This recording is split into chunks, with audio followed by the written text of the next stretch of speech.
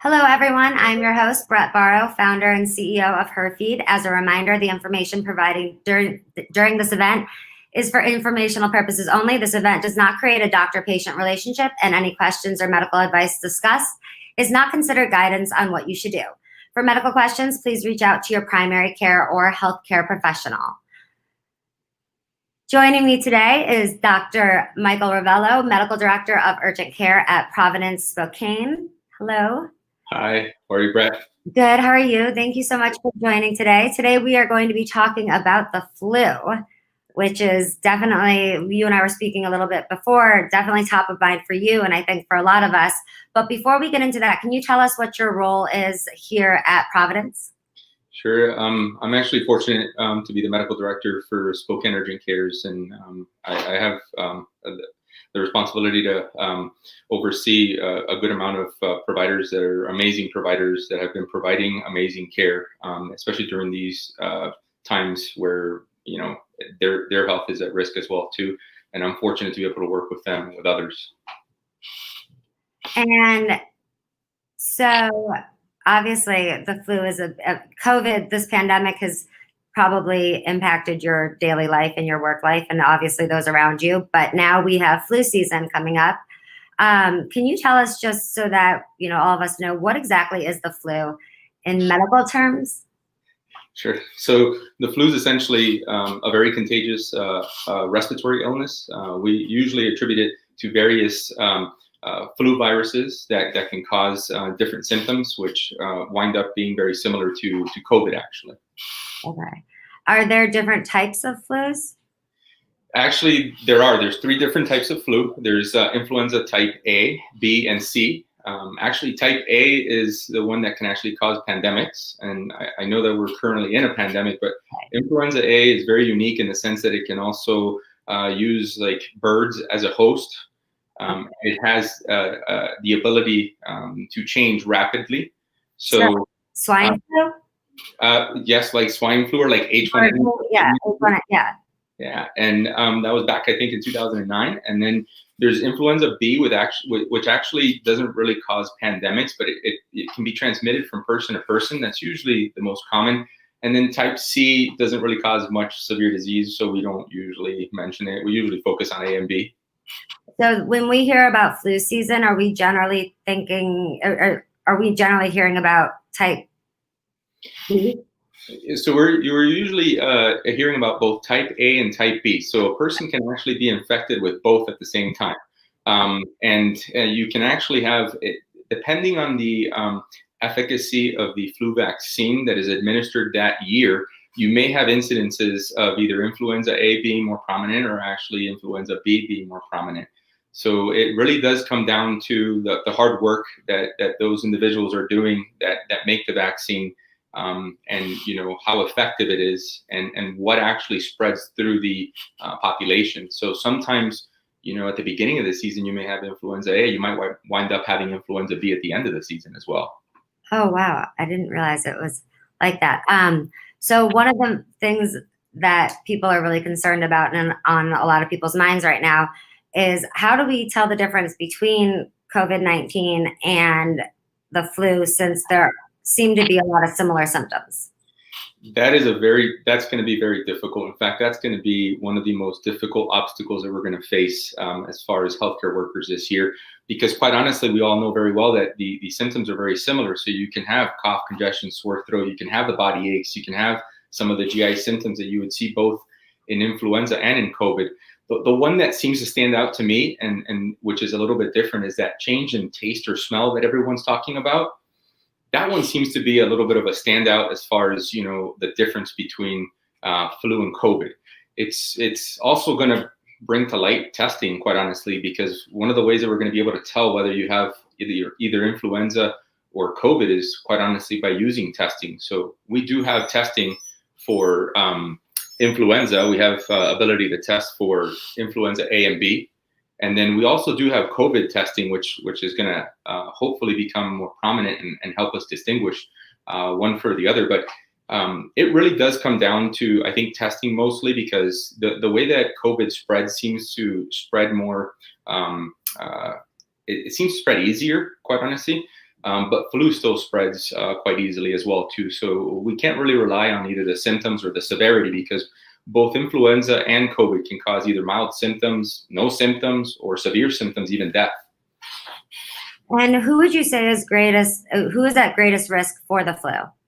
So those that are at greatest risk for the flu are actually the older population. You're still going to have those that are 65 and over. If you have immune deficiencies, or if you have any kind of chronic diseases, diabetes, asthma, chronic kidney disease, heart disease, and then quite honestly, pregnancy is actually one of the major things for flu that we always have to watch out, because during while a woman is pregnant, she's at higher risk actually for potentially having more severe flu presentation. Oh, wow. And quite honestly as well too, we always tend to forget, but our younger population, our pediatric population, our kids, flu seems to affect kids under the age of 5 and especially under the age of 2 a little bit more aggressively than most. That's something that I've always tried to convey. We can't forget, our pediatric population and how vulnerable they are, especially during flu season. I feel like that's really important. That's a good reminder.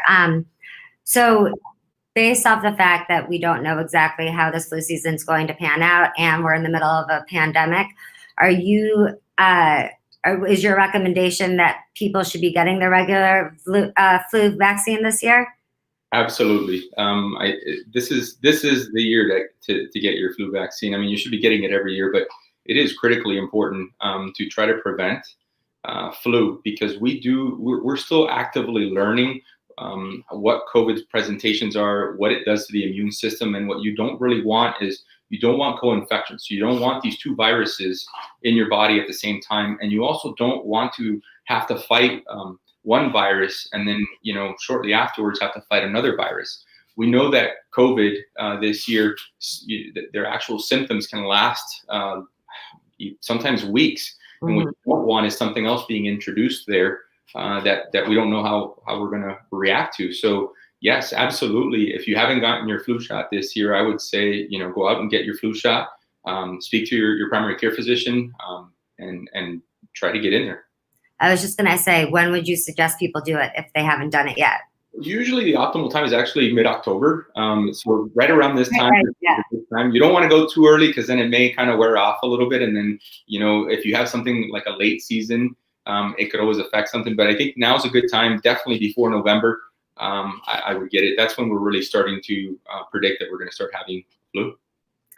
We actually got a question from the Facebook audience. How does influenza type A mortality rate compare to that of COVID-19? So that's actually a very interesting question. So right now what we're kind of debating, or we're seeing, is that COVID is actually potentially have a higher kind of mortality rate, but the flu is not something that we should ignore. The mortality rate of the flu, whether it's A or B or any kind of combination, is still very, very high. With COVID, we're still learning. This is something that we don't have enough data to actually say that one is a higher incidence than others, but we're actively seeing this. I mean, we're living through a pandemic and we're seeing the effects of this. And because it's a novel virus and our bodies haven't seen this type of presentation before, COVID tends to have a possibility to be, that kind of contender that will probably have a higher rate at some point. Right now, it's actually quite low. As far as overall, I think we're looking at less than, 1%. The problem is that it's concentrated because it's moving through the population very quickly. When you look at COVID, it moves through the population at a certain time of the year, and it can affect different types of individuals differently. But we actually have that vaccine for influenza, so it should help out in that sense. I feel like that's definitely a reason why people should be going out and getting the vaccine. Should you get the flu this year? Or actually, how about this? What are some other ways besides getting the flu can you try to prevent getting it? Besides getting the vaccine, can you try to prevent getting the flu? So we're actually we all should be experts right now at not getting the flu, because we're actually in a pandemic and we're doing what we need to be doing. So that social distancing, wearing the mask, washing your hands, try not to touch your face, which is very difficult. All those kind of things that we're doing now is essentially what we're trying to do to prevent the flu, and we've seen evidence of this, down in Australia, where there has been a lower incidence of flu. So yeah, we're actively we're doing the right things now. So we should keep doing what we're doing is basically what you're yeah. saying here. What about, is there anything, if you were to get the flu, is there anything that you would suggest people could do to shorten it? Yes. So we're very fortunate that we do have antivirals. So that's a medication that we would give if you do get the flu. So there's your conventional methods, which is rest and fluids. If you get the flu, over-the-counter medications, anything to kind of try to help you feel better. That's kind of technically run its course. The way that we shorten it is by using antivirals. So if you do test positive for influenza A or B, we can give you medication. It has to be prescribed. And that will shorten the course of flu, usually by a couple of days at least. And we usually try to implement that early on within the first 48 hours. So it becomes critical to be diagnosed. And I think that that's where the urgent cares and primary cares and others are going to shine, in the sense that we're going to provide that outlet for individuals to come in and get tested within a good amount of time and be able to help them and hopefully decrease complications later on.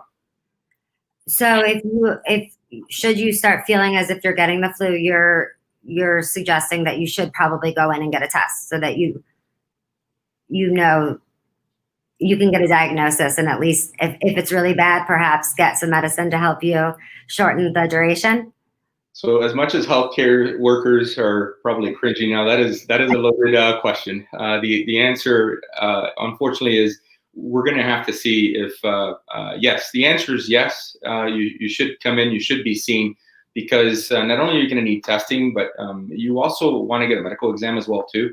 One of the things that I've seen the most now is that everything's COVID, and every other disease and every other diagnosis has essentially disappeared, and that's not accurate. There's other things that are going to bring you in with similar symptoms. I know we're talking about the flu, but they can bring you in, and you could have pneumonia, and it could be bacterial. It doesn't have to be viral.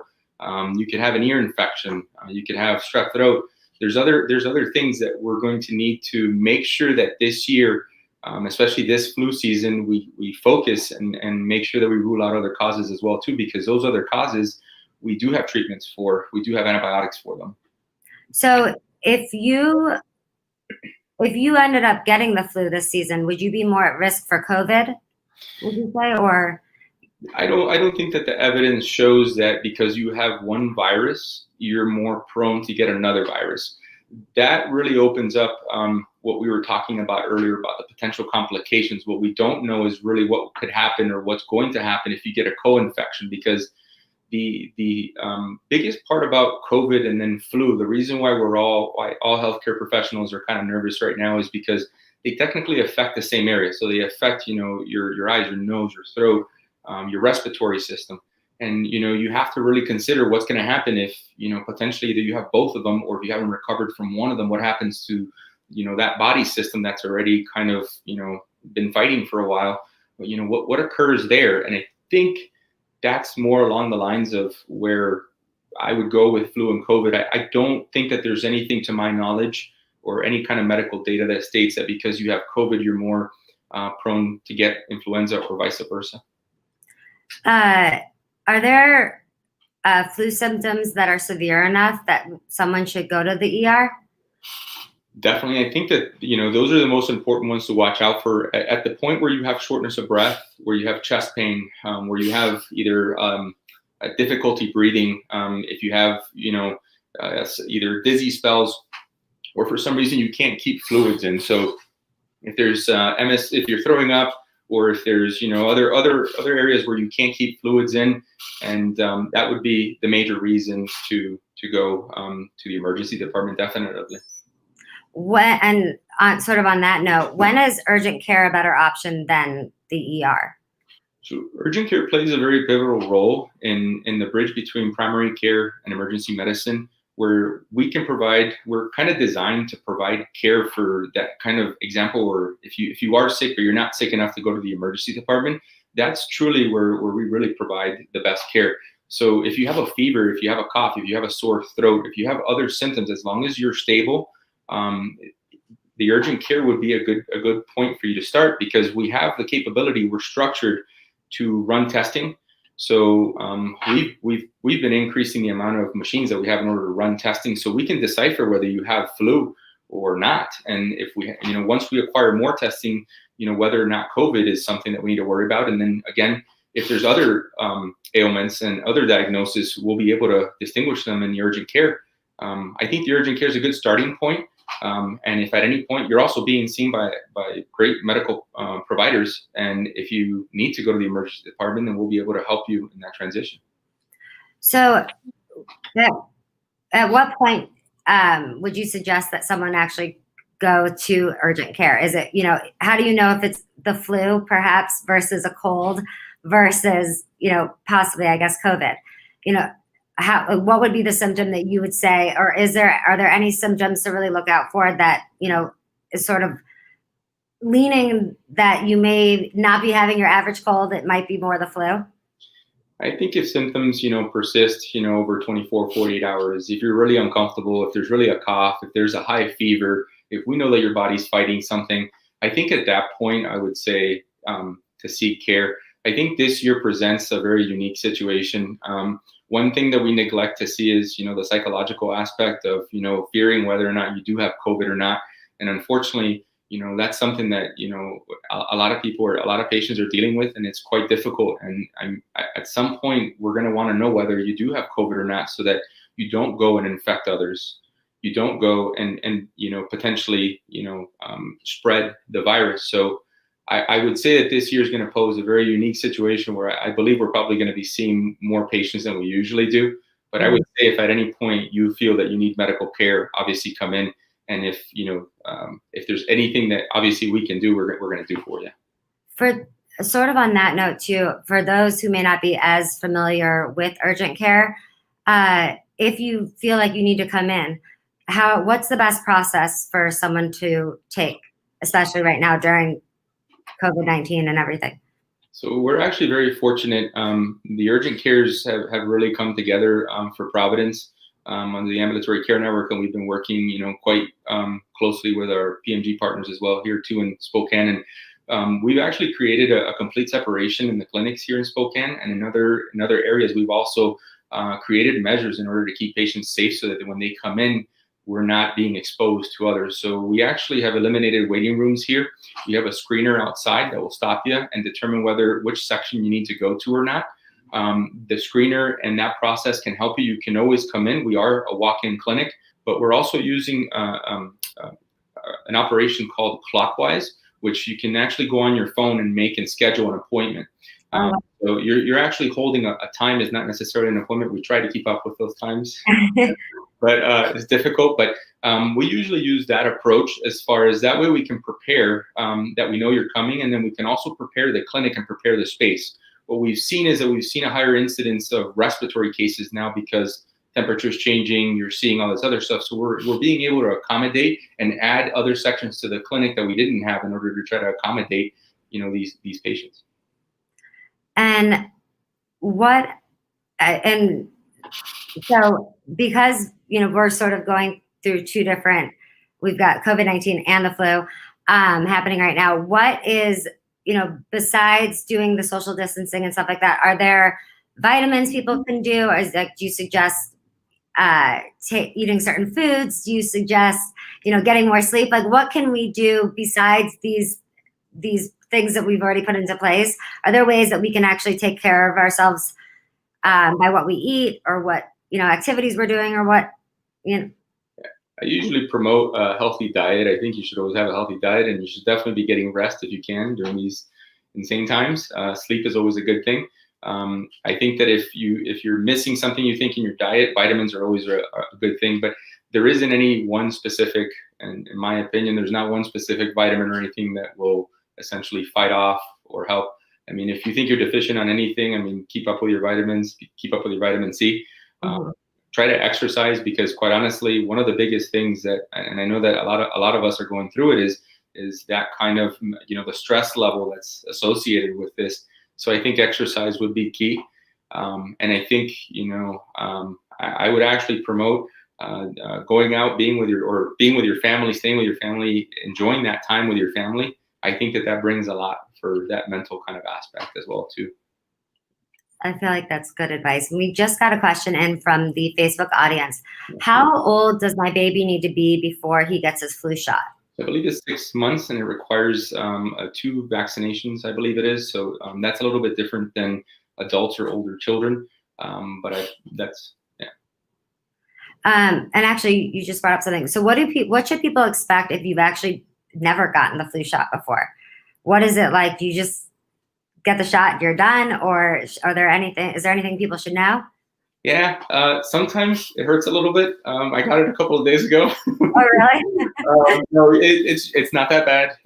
Usually, I mean, the potential is that you could get a little redness, a little pain, it's a little sore, but you usually don't get any major real side effects. I mean, there are very select few that have or small amount of percentage of population that may have allergies, but usually that would have come up, and so it's actually not that bad. So I encourage you to go get your flu shot.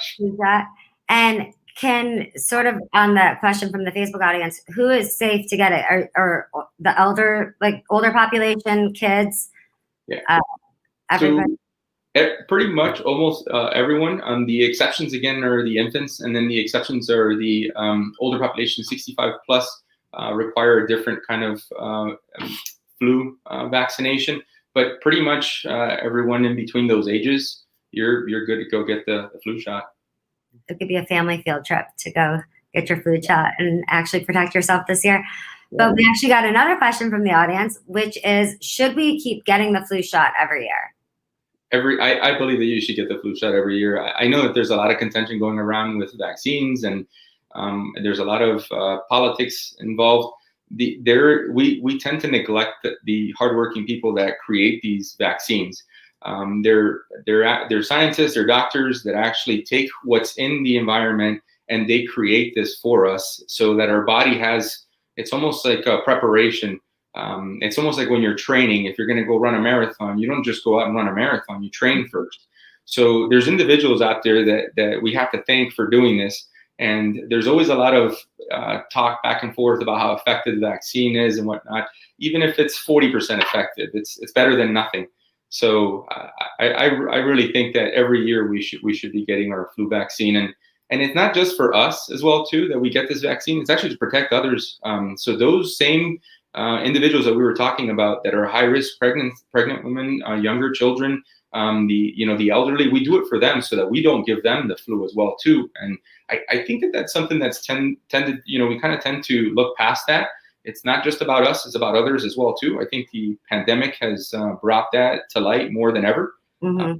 This is about, the community as well. And so does the flu vaccine essentially, if you get it now, does it essentially last for the year, or is there a second one that anyone has to get, or how does this really work?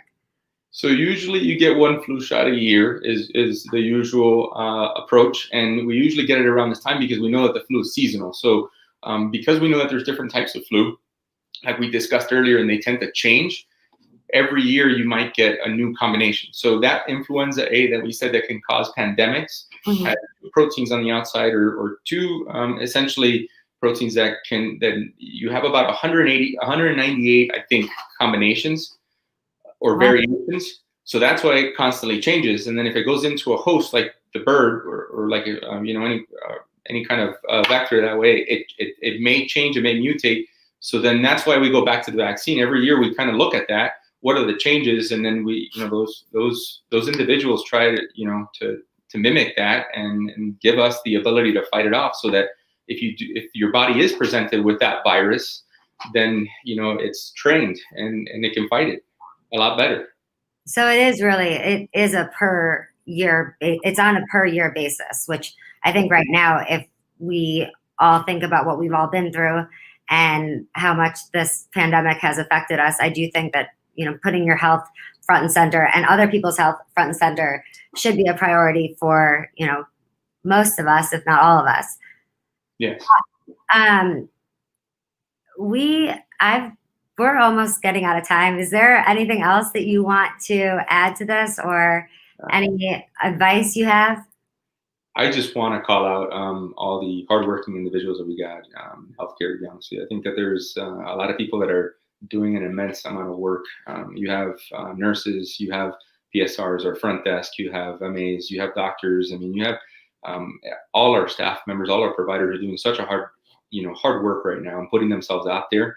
I want to thank them for all their hard work. I want to thank the people behind the scenes that are able to plan and coordinate, which don't always get a lot of attention, but we wouldn't be able to do that with those people in the background.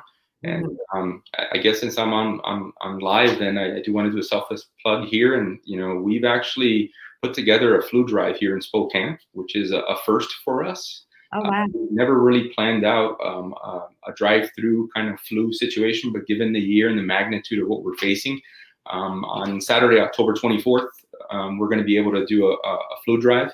It's going to be held at the Spokane Teaching Clinic from 9 to 3, and we're doing ages 11 and above. That's 624 East Front Street. I really have to commend the team that has been working on that, and those 7 o'clock meetings that we all attend. Thank you guys for your hard work, and hopefully we'll be able to help the community and get the vaccine, the flu vaccine out there. And if someone were to show up to go to this, what do they need to bring? Just their body insurance? Yeah, we just think it's a good idea to try to provide that to the community, especially this year. And we're also looking at it, at least I'm looking at it as a good training session for us for when we do get the COVID vaccine.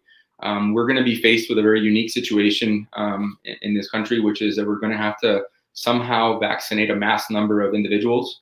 And the logistics behind that alone is incredible to work through. So doing something like this will really try to kind of prepare us for what we can do if we get the COVID vaccine, hopefully.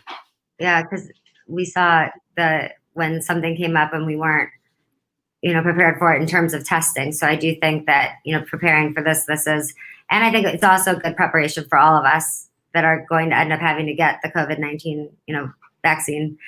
But thank you so much for chatting with me today, Dr. Rovelo, and to everyone for watching and for all of your questions. If you want to learn more about our initiatives, programs, services, and ways to give, or if you're looking for medical care, please visit providence.org. Make sure to follow us on social media at Providence Health System for LinkedIn, Facebook, and Instagram, and under Providence and on Twitter. And that is our show. Thank you so much, everyone, for watching, and go get your flu shot. Bye. Bye-bye.